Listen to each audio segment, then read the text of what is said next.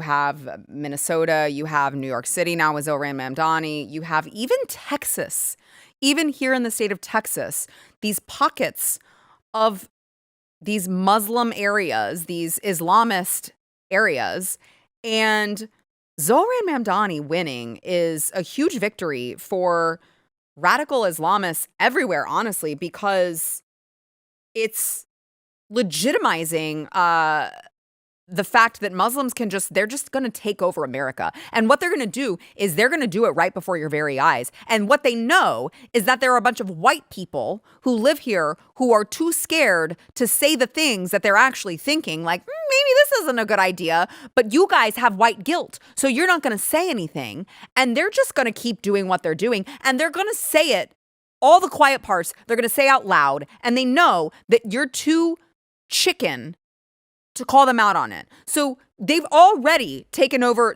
This is pre-Mamdani. They've already been taking over the streets of New York City like this. We're done hiding. We're done. We're done being tortured and hurt and judged. This is the correct religion. This is the religion that all of humanity needs to be a part of, Islam. And we will not stop until it enters every home. So I want you to repeat after me. I want to hear it in every single district. It should tremble. Brooklyn should hear it. The Bronx should hear it. Queens should hear it. Say it as if the Ummah depends on this, my brothers and sisters. La ilaha illallah.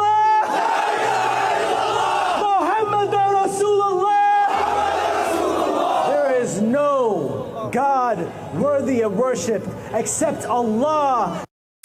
You know, I've been doing a lot of, obviously this is a topic that I have spent a lot of time on. If you watch this show, I talk about it all the time, the Islamization of not just Texas, but of the entire country. And I have been looking into, producers, make a note of this because I've been meaning to tell you, I have been heavily studying the founding fathers and what their intention was with freedom of religion with regard to Islam, because I'm like, I know for a fact the way that this country was set up was not designed to import a bunch of people who want to destroy us. Like, I know that, but I want to be able to cite it. And so I've been doing a lot of readings into our founding fathers, what they wrote, not just in the Constitution, not just, that stuff, but also outside of the Constitution, because of course it gives you context. And I want to do a show in the near future dispelling the myth that we are supposed to just embrace these people because of freedom of religion, because our founding fathers created this country just for freedom of religion. That is actually a huge myth. It is not true. And they did want freedom of religion with regard to Christianity and different sects of Christianity. They did not. They did not intend for this to happen. And yet here you have all of these white people who are so full of guilt for being white because they've been pre-programmed to believe that they're supposed to feel guilty. And so you have these people literally saying all the quiet parts out loud. And still no one is willing to address the elephant in the room. They're like, hey, I'm going to play for you. Muslim Brotherhood leaders saying that they plan to conquer the West. White people are like, oh, come on. They don't really mean it. Okay, I don't know. Like, I think maybe we should believe them when they say things like this. 700 years of our trial to conquer Europe by force failed. They did something wrong, very wrong.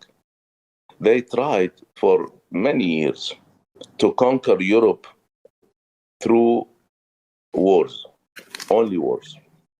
This is the soft Islamic conquest of the West. Basically, what the Islamic and again, I'm an Orthodox Muslim. What we couldn't do in the last, say, 20 years, now the West is doing it for us for free and even paying for it. They're laughing in our faces. They're laughing in our faces. The West is doing it to us for free, and they're paying for it. You guys, we're doing it to ourselves, and we have a blueprint of how this turns out in the UK, literally right now. And we're still like, come on, it's Muslim is a peaceful religion. How many times do we have to see this repeated, the same story, the same song and dance repeated for people to take it seriously? So it is a soft takeover. It's this takeover from within. Okay, they're not going to fight an out-and-out war. They are going to strategically come in here, import their own. And so now you have organized mosque and political groups just plotting a full-blown freaking takeover. The tide is shifting and there is a vacuum. How the Muslim community is going to fill this? We have 4,000 mosques in the country. 4,000 mosques. If each mosque establishes a small fund for scholarship to give scholarships for 5 students in the following areas, 5 years from now, we will have 4,000 journalists, 4,000 filmmakers, 4,000 lawyers, 4,000 political scientists and analysts, and 4,000 students of history that can be teachers of history. Oh, in the year 2050, imagine, the Muslim community will have 100,000 of each. Then we will tell our own story. And many of those people who studied law, most likely they can run for public office at all levels of government in our society. There it is. Those are areas that the Muslim community has not paid attention to. And moving forward, the Muslim community needs to pay attention and build political power. Build political power. We're going to be the journalists, so we're going to tell the story. We're going to be we're going to hold public office, so we're going to make the rules. We're going to be the lawyers, so we will determine what laws are enforced and how. I mean, they are planning a takeover openly, and nobody wants to talk about it. And you know, I just talked to my producers earlier about not wading into this, but I'm going to say something with regard to this. I am so sick to death of hearing about how I need to, talk about Tucker Carlson or Nick Fuentes, or I need to make a statement about what's going on and you're not allowed to talk to people. And I'm like, I actually don't care about that. What I care about is seeing my country being taken over by people who intend to conquer us.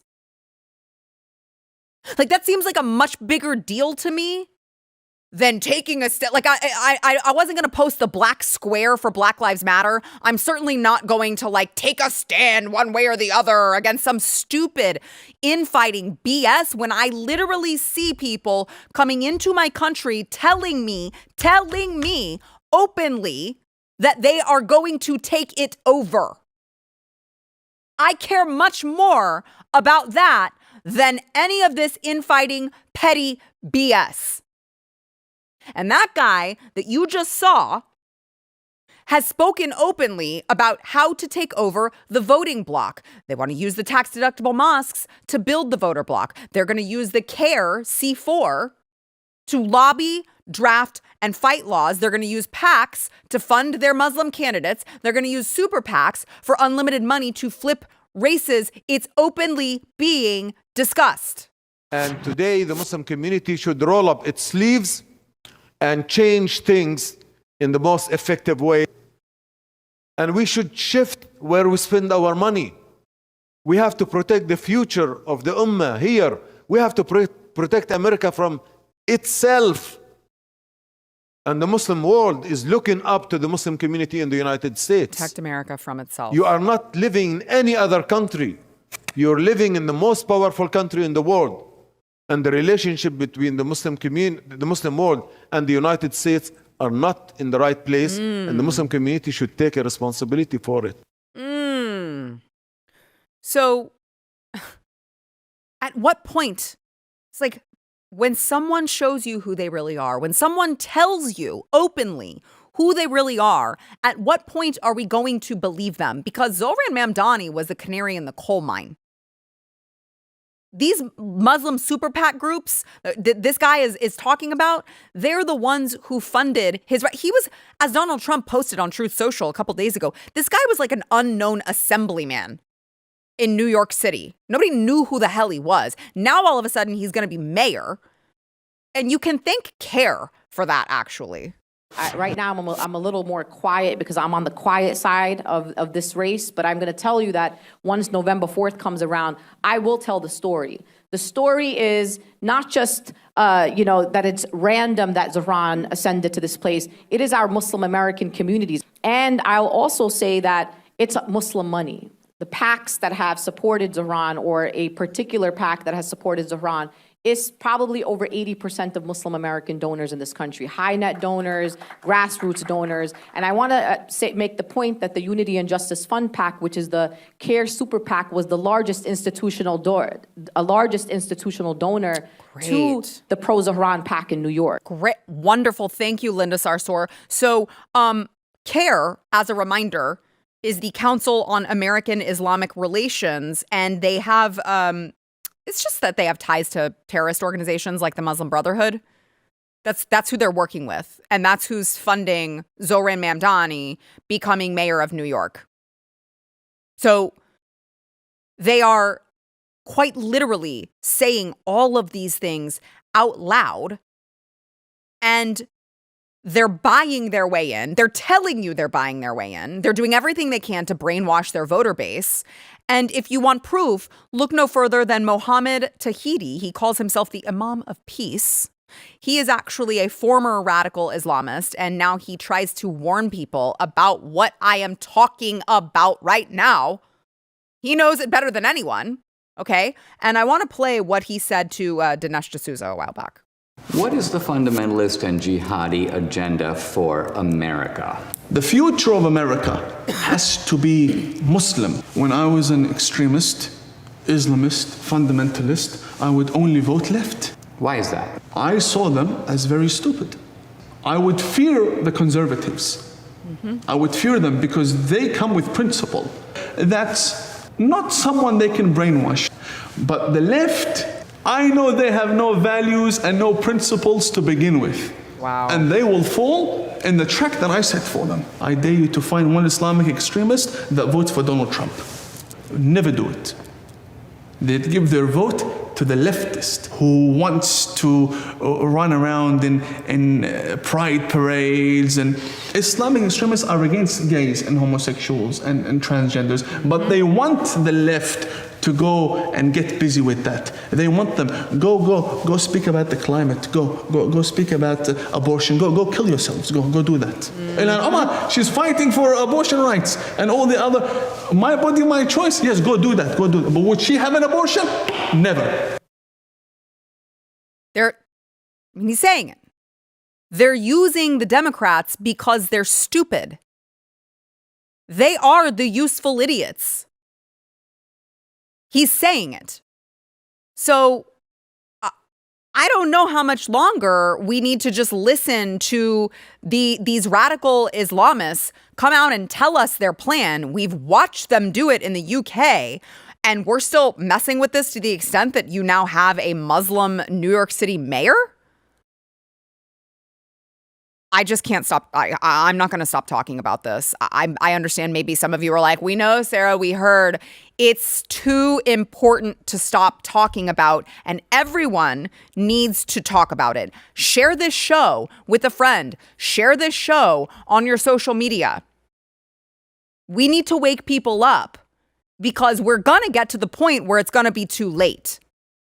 Now we need to talk about waking people up and finding solutions to get these people the hell out of our country, which I'm going to do some future shows on because I have some ideas. If you like this clip and you want to see the full episode, click here. And if you want to subscribe to the channel, come on, you know you do. Click here.